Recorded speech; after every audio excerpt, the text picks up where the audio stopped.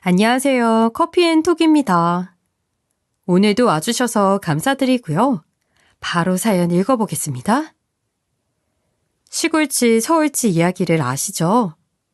시골지가 먹는 음식이 초라한 것을 불쌍하게 여긴 서울지가 서울에 가면 먹을 것이 참 많다며 시골지를 서울로 데려가는데 서울은 먹을 것이 많지만 그만큼 사람들도 많아 마음 놓고 음식을 먹을 수가 없어 결국 시골로 내려간다는 전래동화죠. 저도 살면서 시골지를 만난 적이 있어요. 그 시골지는 먹을 것도 많고 사람도 많은 서울에 올라와 운 좋게 졸부가 되었다가 어느 날 시골로 쫓겨나는 신세가 되었죠. 개가천선하지 못하고 경거망동하다가 백일목만 꾸고 사라진 불쌍한 시골지는 바로 저의 전 동서입니다. 남편과 저는 형편이 비슷한 집안에서 자랐어요. 넉넉하진 않지만 화목한 서민 가정에서 몸과 마음이 건강하게 자랐죠. 닮은 사람끼린 끌리는 건지 고등학교 시절부터 고교 연합 동아리에서 만나 친구로 지냈고 대학교 때까지 연락하며 지내다가 자연스럽게 결혼까지 이어진 케이스예요. 우리 집은 결혼한다고 집 사주고 하는 집은 아니야. 그러니까 혼수 같은 건 생각도 하지 마. 그냥 조촐하게 검소하게 식 올리고 대출받아 집 사서 그거 갚으면서 살자.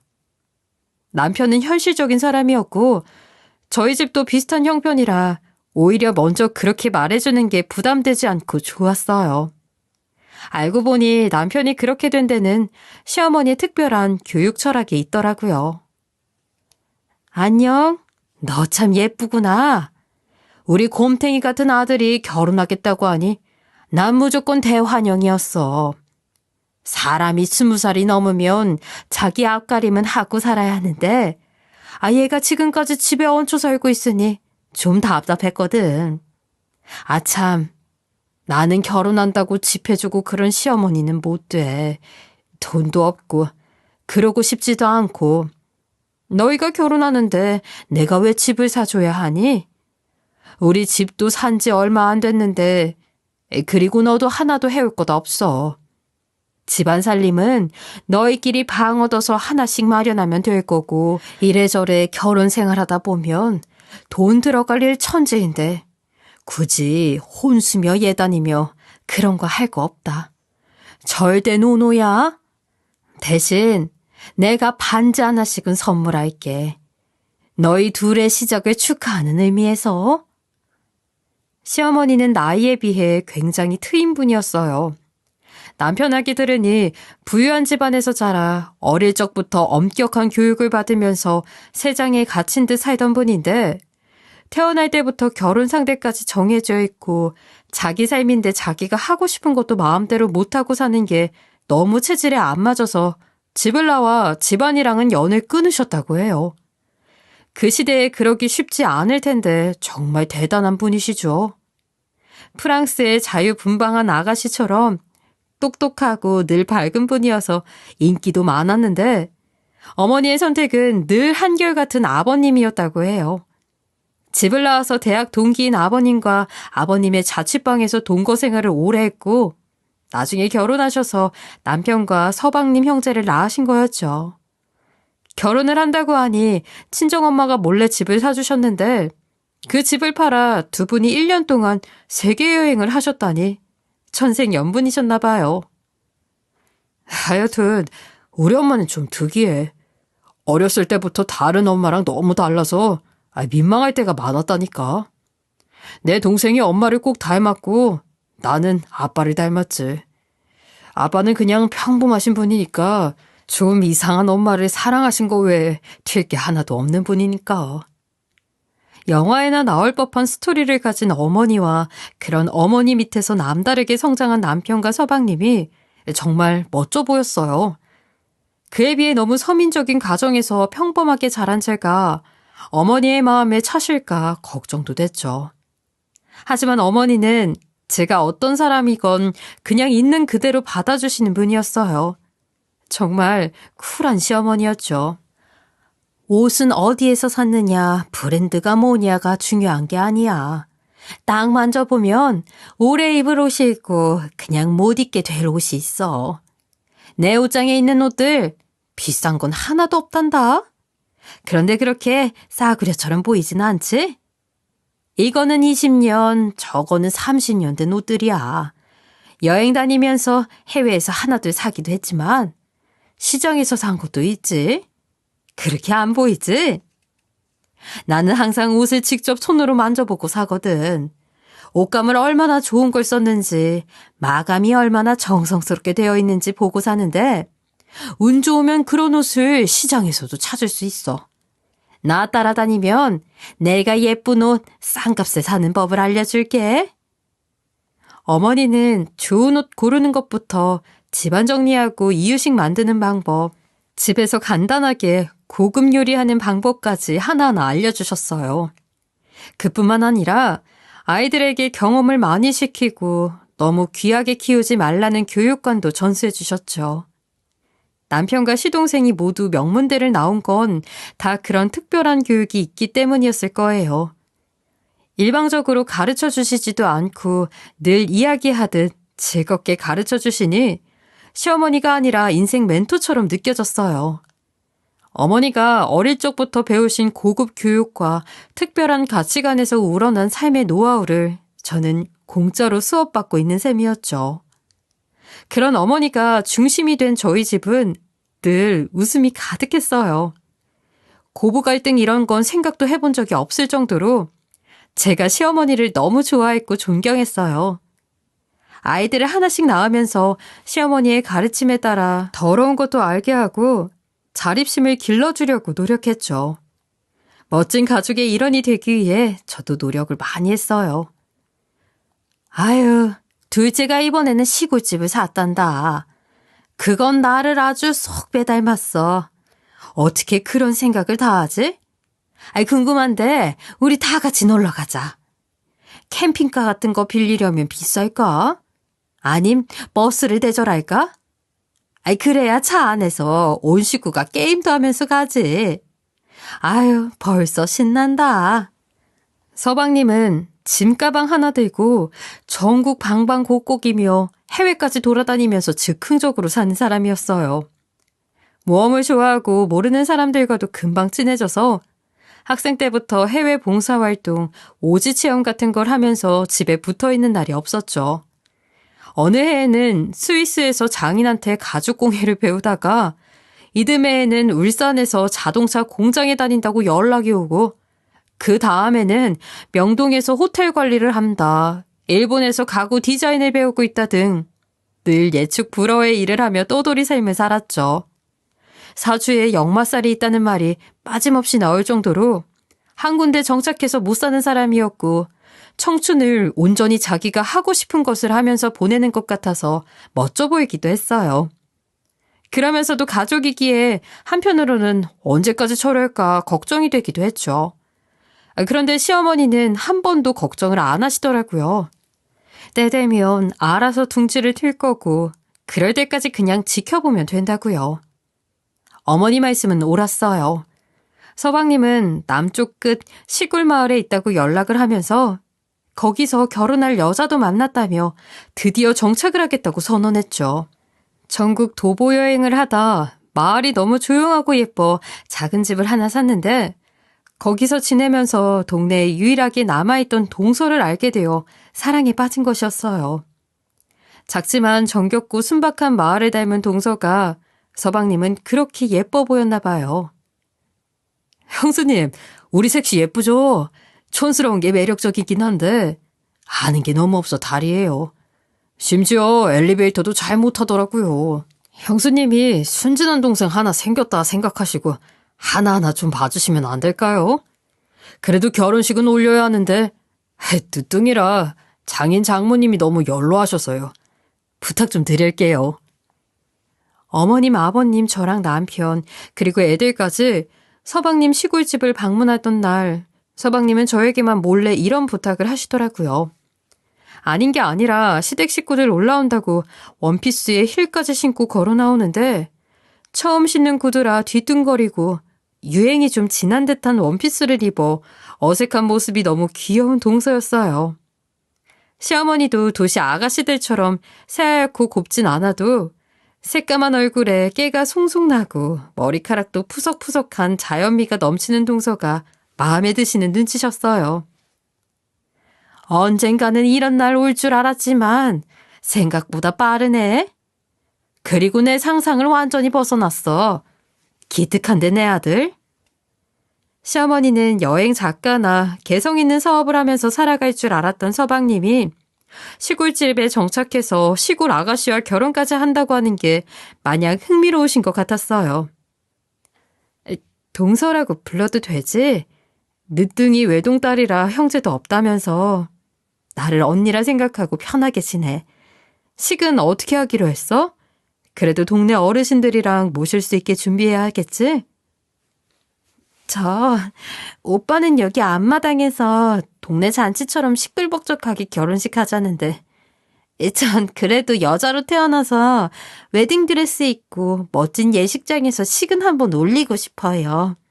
사진도 예쁘게 찍고 신혼여행도 해외로 가고요. 솔직히 저도 그러고 싶고 그러지요. 순박한 얼굴로 은근히 할 말 다 하는 동서의 태도에 좀 놀라긴 했지만 여자라면 그럴 수 있겠다. 이해가 갔어요. 그래서 어머님께 말씀드리고 읍내에 있는 예식장에서 식을 올리기로 했어요. 그리고 다음날 읍내에 있는 중식당에서 바로 상견례를 치렀어요.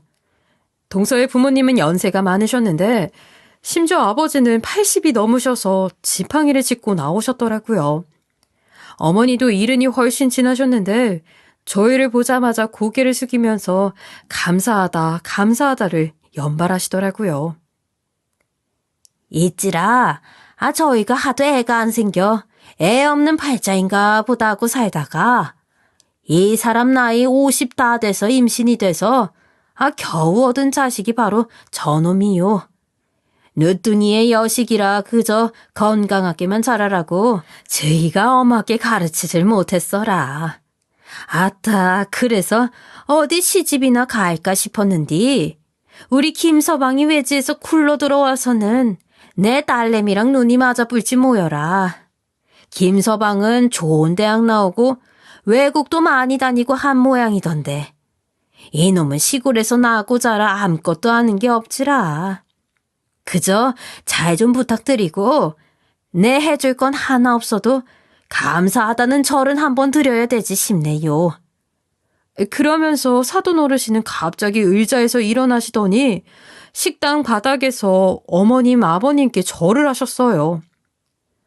아유, 이러지 마세요, 사돈 어른. 감사는 저희가 드려야지요. 귀하고 귀한 외동딸을 저희한테 주신다니 저희가 감사하죠. 게다가 이렇게 건강한 곳에서 건강하게 자란 며느리라니 저희는 그저 과분할 뿐이에요. 그렇게 첫 만남을 가진 후 한 달 정도 있다가 저만 다시 서방님 댁에 내려갔어요. 동서와 함께 식장도 예약하고 드레스랑 이것저것 기본적인 준비를 하려고요. 준비가 어느 정도 끝이 나고 하루는 어머님이 서방님과 동서를 서울로 초대하셨어요. 저에게 해주신 것처럼 반지도 해주고 따뜻한 밥 한 끼도 해주고 싶으셔서요. 터미널에는 제가 나갔는데 시댁까지 가는 내내 웃음이 그치질 않았어요. 동서는 완마 참말로를 반복하며 난생 처음 와본 서울의 모습에 감탄사를 연발했죠. 택시도 처음 타봤다. 에스컬레이터도 처음 타본다. 한강이 진짜 길다는 등 아이처럼 신기함을 감추지 못하는데 그 모습이 정말 귀엽더라고요. 환영한다 막내 며느리. 오늘은 내가 특별히 너희를 위해서 궁중 요리로 한상 차려봤어. 호텔 한정식 코스 안 부럽게 차렸으니 많이들 먹어라. 어머니는 신선로의 용봉탕, 구절판, 탕평채 등 임금님 수라상이 부럽지 않은 한상을 차려놓으셨더라고요. 그 훌륭한 솜씨에 감탄할 수밖에 없었어요. 아유, 어머니 이걸 다 혼자 차리셨어요? 저 부르시죠. 네가 애들 마중 나간다는데 어떻게 그러니? 너희들이 이렇게 친자매처럼 잘 지내는 게 나는 더 좋구나. 그래서 말인데 실 끝나고 나 친구 좀 만나러 다녀와도 될까? 독일에 갔을 때 만난 친구가 있는데 얼마 전에 시한부 선고받고 마지막 정리 중이라고 연락이 왔지 뭐야. 아휴, 젊었을 때 같이 여행 다니고 했던 내 생각이 그렇게 난다고 보고 싶다고 하는데 어떻게 안 가보니 1년 정도 걸릴 것 같은데 너희끼리 잘 지낼 수 있지? 당황스러웠지만 어머니에게는 남다른 의미의 여행일 것 같아 그러시라고 했어요. 서방님하고 상의해서 반반씩 용돈도 두둑이 챙겨드렸죠. 이제 동서도 있으니 제사며 명절도 둘이 함께하면 어떻게든 되겠지 싶었어요. 어머니는 정말 시기 끝나자마자 바로 출국하셨어요.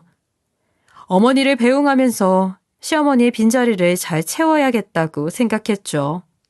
그래서 시집와 어머니가 제게 해주신 것처럼 시간이 날 때마다 동서에게 좋은 옷 고르는 법, 깔끔하고 알뜰하게 살림하는 법, 한식에서 중식, 양식까지 다양한 요리 방법까지 하나하나 전수해줬어요. 동서는 하얀 도화지 같은 사람이라 저랑 하는 대부분의 일들이 새로운 경험이었고 거부감 없이 잘 배우더라고요. 시골에서 워낙 없이 자라 그런지 시댁이나 저희가 그렇게 잘 사는 편이 아닌데도 집이 좋다, 너무 예쁘다를 연발하며 부러워했어요. 그렇게 대물림을 하며 지내던 어느 날 동서에게 전화가 왔어요. 아, 형님. 지금 TV 켜보세요. 저희 집이 나와요. 겁나게 이쁘게 나온다니까요. 지금요, 빨리. 동서가 말한 TV 프로그램은 당시에 인기가 높았던 인테리어 예능 프로그램이었어요. 이름만 대면 전 국민이 다 아는 유명 진행자가 나오고 여자 배우랑 아이돌까지 함께 인테리어가 예쁜 집을 돌아다니며 소개하는 프로그램이었어요. 서방님과 동서는 결혼 후 여행을 떠나면서 그동안 미뤄왔던 인테리어를 맡겼었는데요. 저는 미처 가보지 못했었는데 굉장히 특이하고 아늑하게 잘 해놨더라고요. 시골 흙집 느낌도 있으면서 벽난로랑 자쿠지를 들여놓은 독특한 구조가 유럽 별장 같기도 하고요. 아담한 마당에 꽃밭도 만들고 연못도 파놓았는데 전에는 보지 못한 한국 시골식과 유럽식을 접목한 듯한 독특함이 시선을 사로잡았어요. 아니나 다를까 방송이 나가자마자 서방님 집은 그야말로 핫해졌죠. SNS에서 유명세를 치르기 시작하더니 여러 방송에 소개되면서 그 지역의 명물이 되었어요. 머리가 좋고 수완도 좋은 서방님은 집을 공유하는 시스템에 접목해 공간 대여 사업을 시작했는데요. 홈쇼핑이랑 협업해서 상품을 내놓으면서 1년치 예약이 꽉 차게 되었고 마을에 다른 집을 몇 채 더 사들여 각각 다른 느낌으로 인테리어를 했고 마을 전체를 하나의 숙박 체험 공간으로 조성했어요. 유명세를 타자 지자체의 지원도 받고 마을의 특산품숍, 커피숍 등 상업시설을 운영하면서 서방님은 그야말로 돈방석에 앉게 됐죠.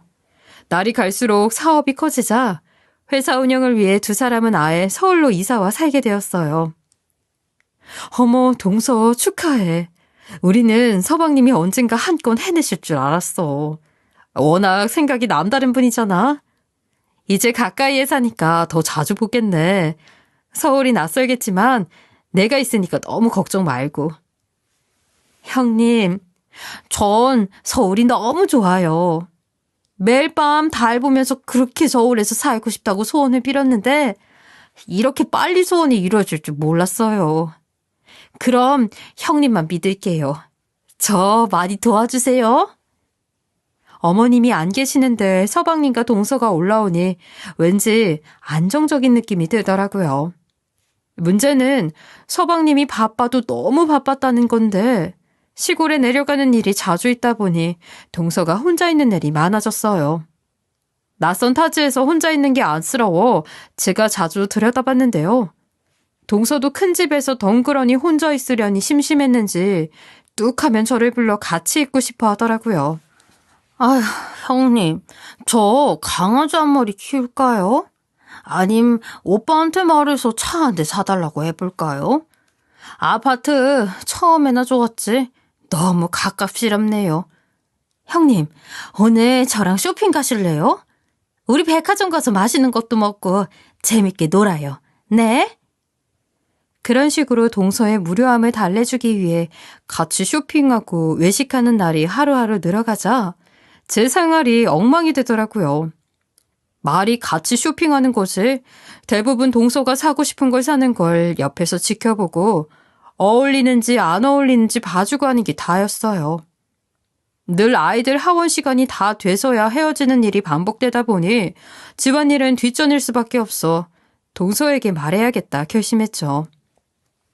동서, 나 애들 유치원 갔다 오면 케어하고 신랑 들어오면 밥 해주고 해야 해서 이렇게 오래 못 나와 있어.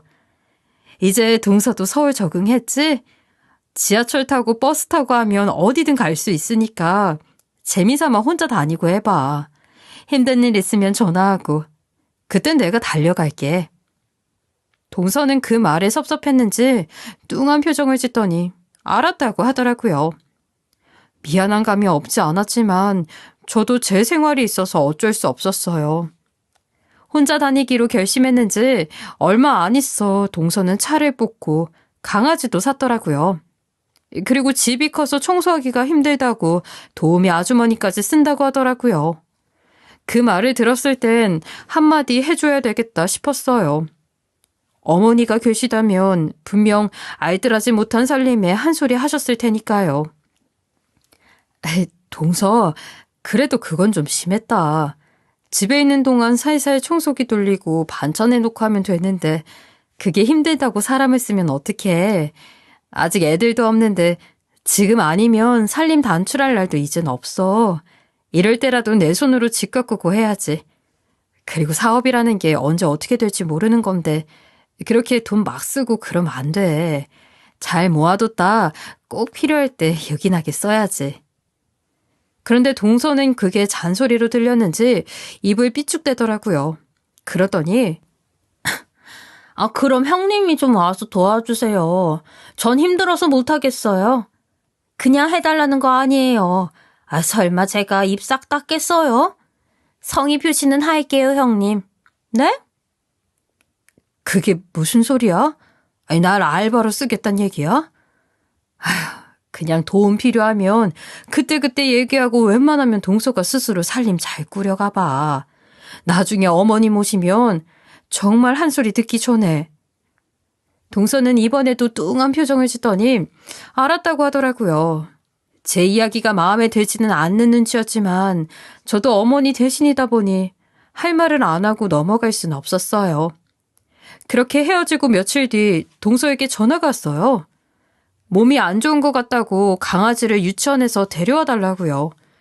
오래 두면 추가 비용 내야 된다고 시간 맞춰 데려와야 한다는데 좀 황당했지만 그렇게 했어요. 몸도 안 좋다는데 모른 척하기가 힘들어서요. 그런데 집에 가봤더니 정말 동서는 침대에 누워있더라고요. 어디가 아프냐고 병원에 가자고 하니까 괜찮다고 밤에 잠을 못 자서 그런 거라고 했어요. 아픈 것도 아닌데 사람 심부름을 시키는 건가 의심이 되기도 했지만 시골집과는 전혀 다른 서울 생활에 적응하려면 힘들겠지 싶어 그냥 두었어요. 그런데 집에 와서 가방을 보니 5만 원짜리 지폐가 2장이 들어있더라고요.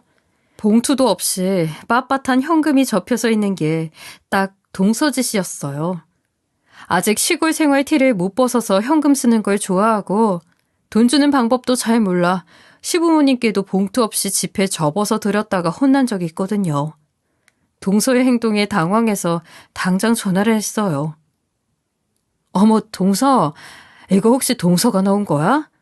뭘 이런 걸 넣었어. 형제끼리 그 정도 편의는 봐주는 거지. 보셨어요? 아니에요. 그래야 제가 편하죠. 그냥 받으세요. 그리고 혹시 괜찮으시면 내일 저희 집에 와서 냉면 안 드실래요? 오시는 길에 저번에 우리 먹었던 그 냉면집에서 냉면 2그릇 사오시면 되는데 돈은 드릴게요. 몸도 찌뿌둥하고 시원한 냉면 생각이 계속 나는데 오빠는 오늘도 늦는다고 하고 형님 그렇게 해주실 거죠? 참 어이가 없었죠. 결국 냉면 심부름을 시키는 건데 돌려서 하는 말이었어요. 그런데 한편으로는 혹시 임신한 건 아닌가 해서 그러겠다고 했어요. 그런데 며칠 전에 생리를 했다고 하더라고요. 그렇게 냉면 심부름을 하고 집에 와 보니 또 가방에 10만 원이 들어있더라고요. 기가 막혔지만 다음에 만나면 주기로 하고 전화까진 하지 않았어요. 그렇게 동서의 심부름 셔틀이 시작됐죠. 모기가 너무 많다. 모기 좀 잡아달라. 몸이 쑤시고 아픈데 개 산책 좀 해달라. 가구를 샀는데 너무 무거워서 못 들겠다 등 별의별 일로 저를 부르면서 그때마다 현금을 쥐어줬어요. 처음에는 가방에 몰래 넣더니 나중에는 아예 일당 주듯이 지갑에서 꺼내서 바로 주더라고요. 거절도 하고 도로 갖다 주기도 했지만 끝끝내 같은 일이 반복되자 저도 지쳐서 그냥 받았어요. 정말 고맙다는 성의 표시로 순수하게 받아들이기로 했죠. 아유, 애들 고기라도 사 먹이세요. 소고기 끊어드려야 하는데 몸이 영 별로라서. 솔직히 돈이 피쳐 더 편하잖아요. 암튼 매번 도와주셔서 너무 감사해요. 그런데 동서, 젊은 사람이 왜 그렇게 아픈 데가 많아? 시골에 있을 때는 안 그랬잖아. 나랑 병원 가서 검사 받아보는 거 어때? 그랬더니 동서는 한사코 거부하더라고요. 자기가 요즘 밤에 잠을 못 자서 그런 거라면서요. 안 자는 건지 못 자는 건지 알 수 없지만 곧 아기 엄마가 될 사람이라 낮과 밤이 바뀐 채 사는 게 썩 보기 좋진 않았어요. 그래서 걱정한 건데 동서가 정말 이상하게 받아치더라고요. 어머, 형님 혹시 돈 필요하세요? 보통 1시간 정도 계시면 10만 원 드렸으니까 병원 가는 건 얼마 드려야 하는 거예요? 농담이에요, 농담. 저 괜찮아요. 걱정 마세요. 농담이라는데 뼈가 있어서 웃음이 나오지 않았어요. 돈 좀 번다고 내가 우습게 보이나 짜증이 나기 시작했죠. 그래도 돈 갖고 치사하게 싸우고 싶진 않아 말을 말아야지 하고 참았어요. 그런데 집을 더 넓혀가면서 동서는 더 변하기 시작했어요. 서방님은 자기가 사는 집도 특별하게 꾸며야 사업 이미지가 좋아진다고 아파트에서 청담동 단독주택으로 이사해 아티스트 별장처럼 특별한 감성으로 꾸몄어요. 덕분에 취재하러 오는 방송이랑 잡지사도 많아졌어요. 동서의 차가 외제차로 바뀌고 강아지가 2마리 더 늘었고요.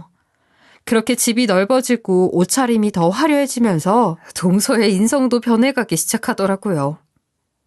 아유, 어머, 형님. 강남에서 한 번도 안 살아보셨어요? 하긴 서울 사람들은 다 강남 사는 줄 알았는데 서울에도 못 사는 사람 많고 촌스러운 사람도 많더라고요. 그럼 청담동 명품거리 그런 데는 아예 모르시겠네요? 자주 놀러 오세요. 저랑 같이 가보게요. 졸부가 더 무섭다더니 옛날 시골집 모습은 완전히 잊어버리고 서울집 행세를 하는 동서였어요. 말끝마다 잘 모르시죠 라고 하면서 비위를 건들기 시작한 것도 그 무렵이었죠. 자기가 저보다 낫다는 걸 매 순간 확인하고 싶어 안달이었어요. 달라지지 않은 점이 있다면 도움이 필요할 때마다 절 찾는다는 거였죠. 형님, 집들이해야 하는데 오빠 사업 파트너들도 오고 기자들도 온다고 해서 너무 부담돼요. 좀 도와주실래요? 이제는 좀 도와주실래요? 라는 말만 들어도 경기가 날 지경이었어요. 가기 싫은 마음이 앞섰지만 서방님의 부탁도 있었어요. 어머니도 안 계시니 어머니 대신 도와주시면 안 되겠냐고요. 그래서 어쩔 수 없이 상의를 하러 약속 장소에 나갔어요. 동서는 미리 고급 레스토랑을 예약해놓고 절 기다리고 있었어요. 중요한 부탁을 할 때 먼저 예약하고 기다리는 거라고 어머니한테 배운 걸 대물림 해줬는데 그건 잘하고 있더라고요. 그런데 레스토랑에서 비싼 코스 요리를 시키면서 동서는 집들이 걱정을 핑계로 자랑을 늘어놓기 시작했어요. 집이 너무 커서 문 열어주러 가는데도 한나절이라니까요. 앞에 막힌 뷰도 하나도 없고 관리 아저씨가 동네 입구를 딱 막고 있어서 잡상인도 없어요. 저희 옆집에는 그 아침 드라마 나오는 키 작은 여자 탤런트 있죠. 그 여자가 산다니까요.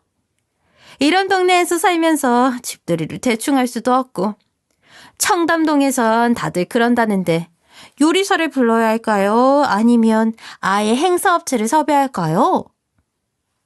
요리사는 무슨, 내가 도와줄게.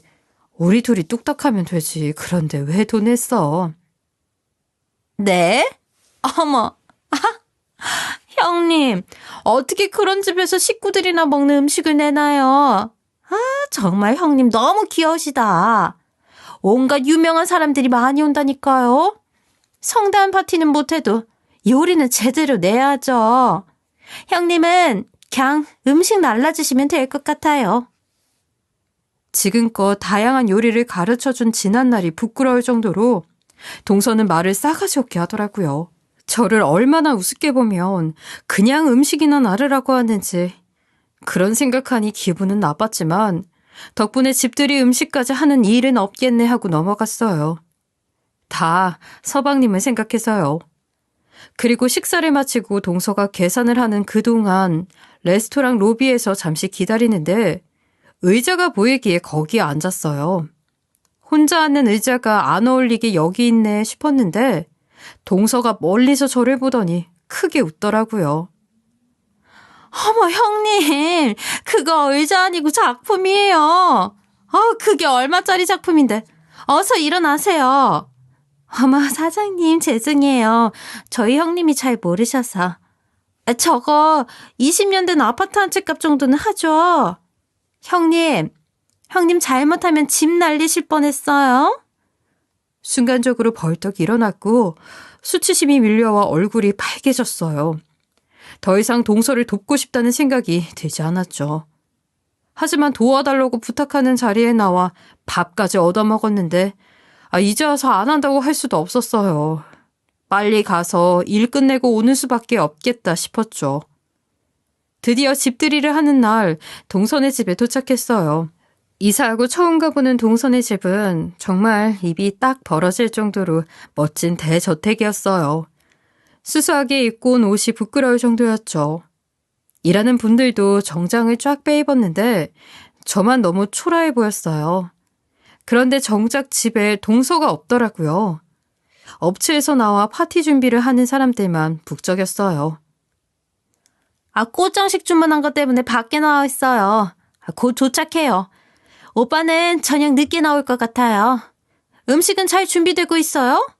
형님, 제가 마당은 와인 파티 분위기로 하고 거실은 레스토랑 분위기로 해달라고 했는데 체크 좀 해주세요. 그런 거 잘 모르시나? 그럼 주문서랑 비교해보고 음식 빠진 거 없이 왔나라도 확인해주세요. 그리고 오늘은 제가 특별히 더 성의 표시할 테니까 걱정 마시고 부탁 좀 드려요. 말만 부탁이지 일하는 사람을 부리는 말투였어요. 어이가 없었지만 도와주기로 했으니 그거라도 하고 손님들이 오시기 전에 빨리 자리를 뜨고 싶었어요.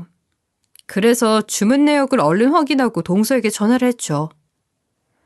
동서 어디쯤이야?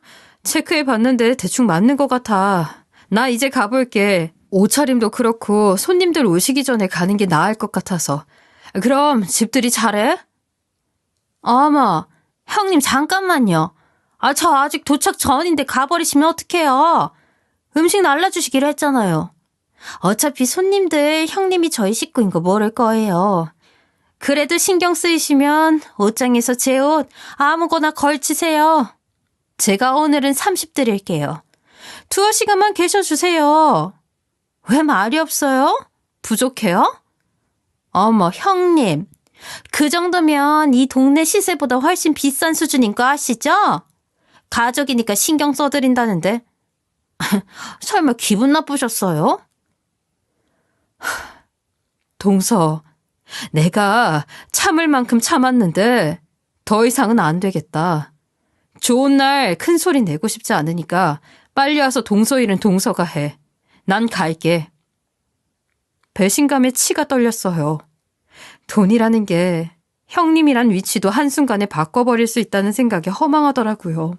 시골지 떼벗겨 서울지로 만들었더니 돌아오는 건 일당 30만 원짜리 식모살이었어요. 제 자신이 초라하고 가난하게 느껴지는 게 당장 몇백억이라도 빌려와 더 좋은 집에 살면서 똑같이 복수해주고 싶은 심정이더라고요. 처음으로 돈 없는 제 처지에 서글픔이 밀려왔어요. 그때 멀리서 바퀴 굴러오는 소리가 들리더라고요. 헬로, 우리 큰며느리가 먼저 와 있었네. 잘 있었어, 우리 며느리? 와, 집 좋다. 우리 둘째 진짜 성공했구나. 1년 만에 만난 어머니는 저를 끌어안으시며 반갑다고 인사하셨어요. 가족들 모르게 서프라이즈로 들어오신 거였죠. 그런 어머니를 보자마자 눈물이 왈칵 쏟아졌죠. 어머, 그렇게 반갑니? 서프라이즈 하길 잘했지? 둘째도 너처럼 감동받을까?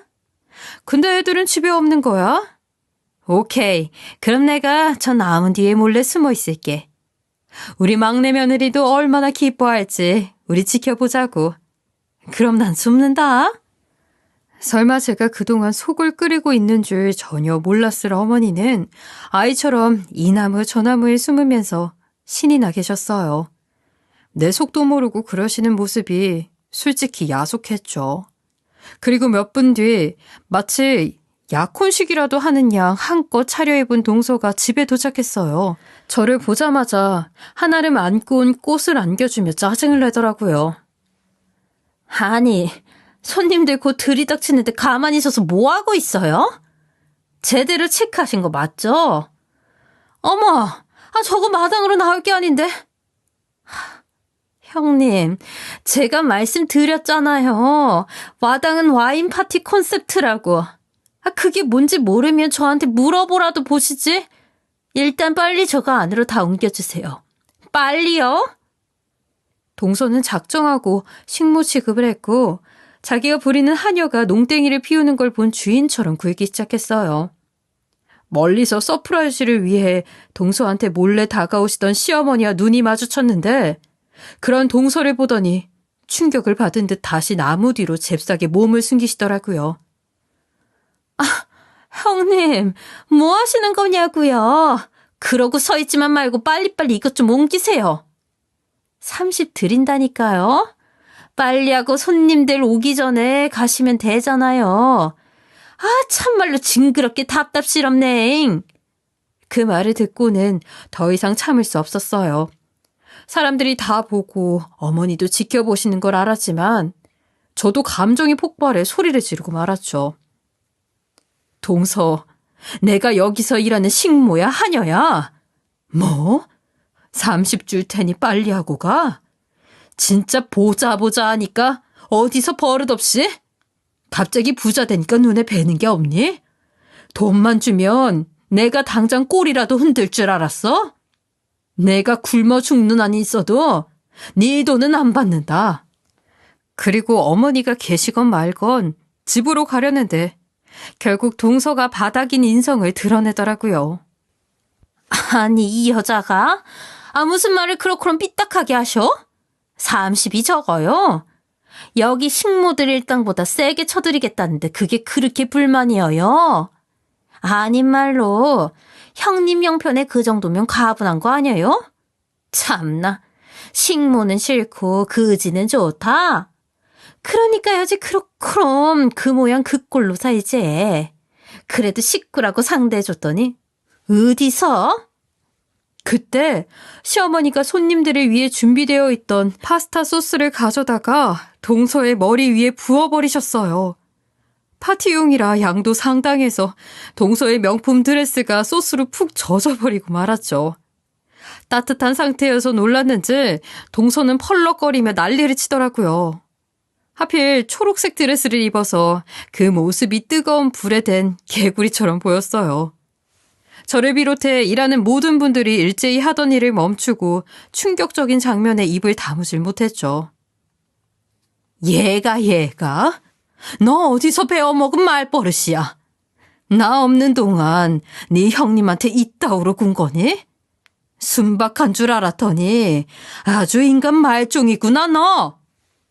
그제야 어머니를 알아본 동서는 깜짝 놀라 주저앉았고 당황해서 아무 말도 못했어요.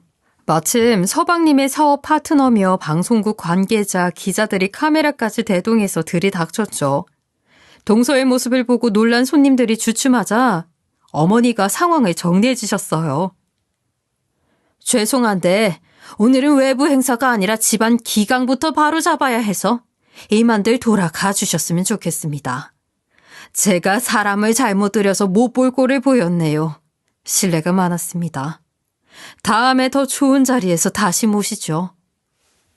교양과 예의를 갖춘 어머니의 태도에 손님들은 일제히 돌아갔고 일하는 분들도 눈치껏 하던 일을 정리하기 시작했어요. 그러는 동안 동서는 손이 발이 되도록 소스를 잔뜩 뒤집어 쓴 몰골로 어머니께 빌고 있었죠. 아휴, 어머니 그게 아니라 하시방 그런 게 아니라 오해를 하신 걸란게요. 제가 잘못했어요. 어머니. 오빠한테는 말씀하지 말아주세요. 제가 어떻게 하면 되겠어요? 예? 어머니, 저 좀 살려주시죠. 직접 이 눈으로 봤는데 오해는 무슨 오해? 내가 제일 혐오하는 게 식구끼리 우애 없이 사는 거다. 그런데 손이 동서를 함부로 하고 멀쩡한 가족을 산산조각내? 사람이 은혜를 모르고 돈 앞에서 사람이었다, 개였다를 반복하면 되겠니? 그 버릇 평생 못 고친다. 넌 아웃이야. 넌 우리 식구이자 아니다. 어서 나가! 어머니는 못마땅하신 걸 절대 참고 보시는 분이 아니셨고 그걸 잘 알기에 동서는 더 몸을 숙여 빌고 또 빌었어요. 심지어 제 발까지 잡고 빌더라고요. 청담동 사모님에서 하루아침에 시골지로 돌아가야 하는 기로에 서 있었기 때문에 절박할 수밖에 없었겠죠. 형님이 말 좀 잘해주세요. 제가 그동안 잘했잖아요. 형님 많이 챙겨드렸잖아요. 오해라고 말 좀 해주세요. 에? 잘해. 많이 챙겨줘. 네가 낮잠 퍼질러 자는 동안 너희 집 개 산책해주고 먹고 싶은 거 배달하고 여기 와서 음식 나르는 거 뭐 그런 거. 그때마다 5만 원짜리 몇 장씩 던져주면 오해가 아닌 게 되는 거니? 동서, 그럼 이렇게 하자. 나한테 사과를 해. 그럼 나도 돈 줄게. 10만 원이면 되지. 그리고 먹고 떨어져. 그게 동서가 좋아하는 방식 아니야? 얼마 뒤 서방님이 집에 왔고 놀라운 광경을 보곤 충격에 빠졌어요. 냉철한 서방님은 동서 앞에서 당장 이혼 절차를 밟을 테니 친정에 가 있으라고 하고 상황을 깨끗이 정리하더라고요. 한번 마음 돌아서면 뒤도 안 돌아보는 성격이 어머니와 꼭 닮았으니까요. 그리고 저에게 아무것도 몰랐다며 머리까지 조아리고 사과를 했어요. 동서는 끝까지 버텼지만 서방님은 택시를 불러 동서를 태워보냈고 동서는 결국 이혼을 당하고 노부모와 으스러져가는 시골집에서 다시 살게 됐어요. 혹시나 사업을 위해 서방님이 내려오면 한번 볼까 하고 기다려봤지만 서방님이 그 마을 집을 다 처분하고 다른 지역에서 사업을 시작하면서 그것마저도 물거품이 되었죠. 청담동 사모님의 삶은 하룻밤 꿈처럼 되어버렸고 이젠 노부모와 시골집에서 느리고 소박한 삶을 살게 된 거죠. 한때 소가리를 했던 제 마음을 가족들이 진심으로 다독여주면서 저희 가족은 예전의 화목함을 되찾을 수 있게 되었어요. 얼마 전 서방님은 같은 사업가인 여자친구를 만나 새로운 사랑을 시작했고요. 어머니는 여전히 우리 가족의 중심이자 기둥으로 저의 든든한 인생 스승이 되어주고 계시죠. 이번 일을 계기로 제 아무리 암적인 존재가 위협해도 서로에 대한 믿음과 사랑이 견고하다면 가족이 든든하게 유지될 수 있다는 걸 깨닫게 되었어요. 여러분도 곁에 있는 가족의 소중함을 느끼면서 행복한 가정 이루셨으면 좋겠네요. 긴 이야기 들어주셔서 감사합니다. 지금까지 커피앤톡이었습니다. 오늘도 끝까지 함께해 주셔서 감사하고요. 다음 영상으로 또 찾아뵙겠습니다.